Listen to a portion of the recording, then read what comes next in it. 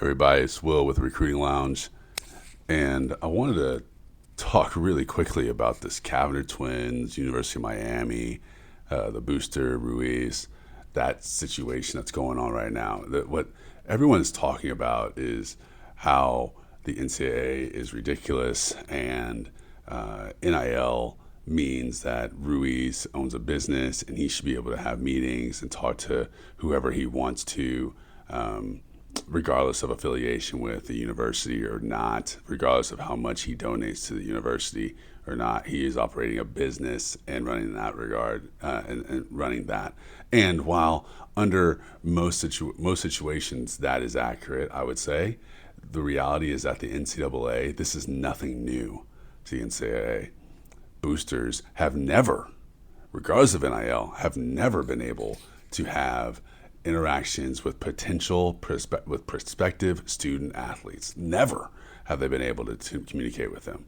That the misperception out there is really a bad PR job on behalf of the NCAA.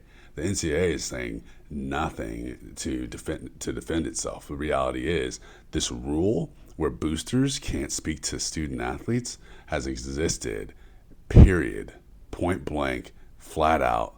Nothing has changed in that regard. So when you're seeing the things that are happening now, don't believe all that you're reading because again, the reality is that this is nothing new under the sun in terms of the NCAA. Now, what I will also add in terms of this conversation, what's notable inside the NCAA's their infraction, what's notable, they are not going to penalize student athletes.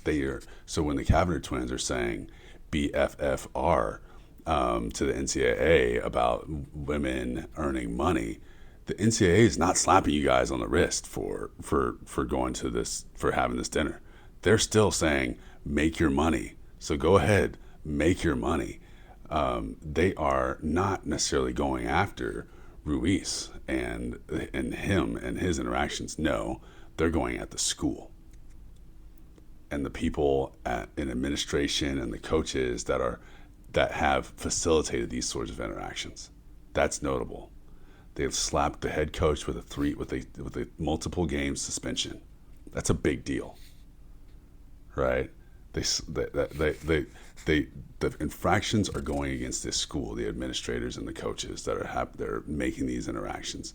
They're not penalizing the student athletes. So make your money.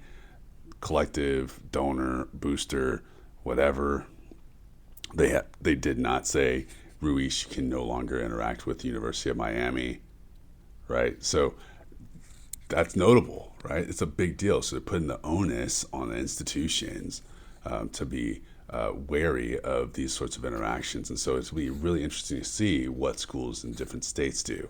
It's more progressive, aggressive states like a Tennessee, like an Arkansas, like a Texas, like those states whose rules allow more interaction and they have been operating down this pathway.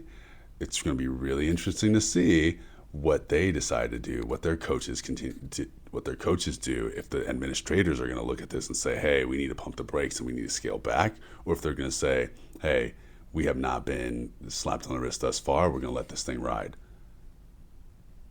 There you go. So, again, nothing new. Boosters cannot talk to prospective student athletes. 2, make your money. Student athletes, NCAA is saying, you do you, make your money. 3, schools, administrators, be careful of how you connect donors, boosters to potential student athletes. Be careful.